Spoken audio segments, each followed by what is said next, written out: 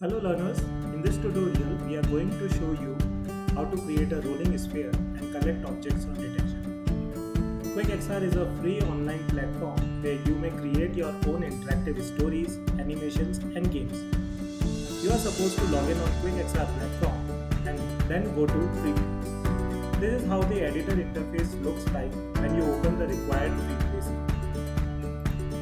Now let's start building our game with basic boundary detection. Bring the cube into the workspace by tapping the left panel window. Adjust the size of cube in such a way that it starts looking like a boundary. For this, you may need to fiddle around with the transform property of cube. You may also do the same by pressing the gizmo attached with each 3D object. When you are done with the changes on the transform property, all you need to do is add material to the boundary. For this, you need to go to the color section tool and change it to white, and then add a texture based on your own selection. Here we have added a grass texture. Repeat the process either by duplicating or adding a new model and try to make the four sides as shown in this video. Let's add the environment to your game. Here we have selected the default environment. For environment selection, you may click on the left panel and select your environment based on models. After adding the environment, we are all set to go. Now start adding the required props for this game. In this game building, we would require to set up a sphere. So let's add a sphere from the left panel. When you are done with the sphere adding, add texture to it from the property panel. Add another prop in the workspace. Here we have added the cylinder.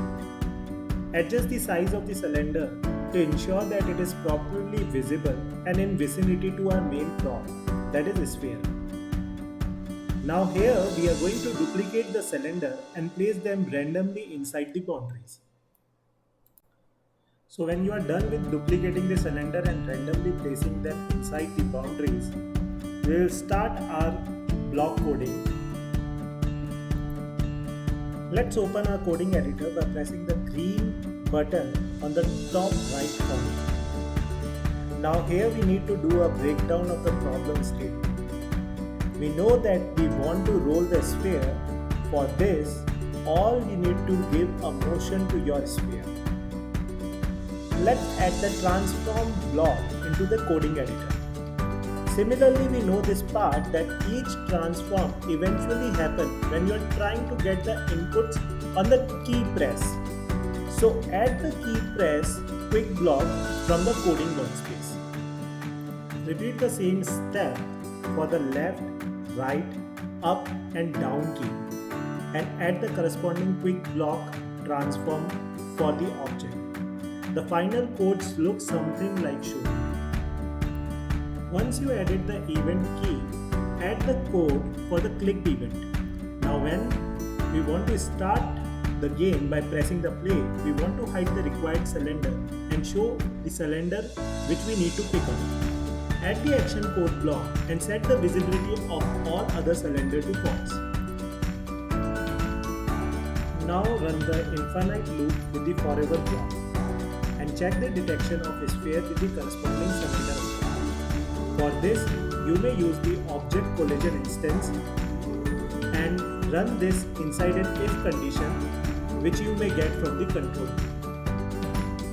We have also added the sound effect on the collision detection.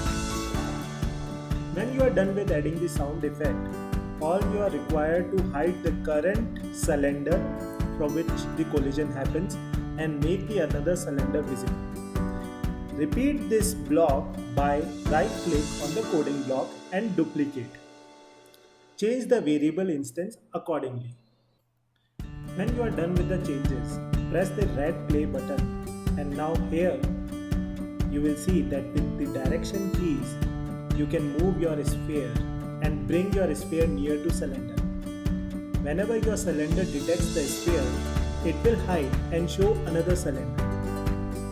Congrats! You have created your rolling sphere game. I am very much excited to see all the other games which you can create on QuickXR. Join us and bring your imagination to life. Follow us on social media. In that time, happy coding!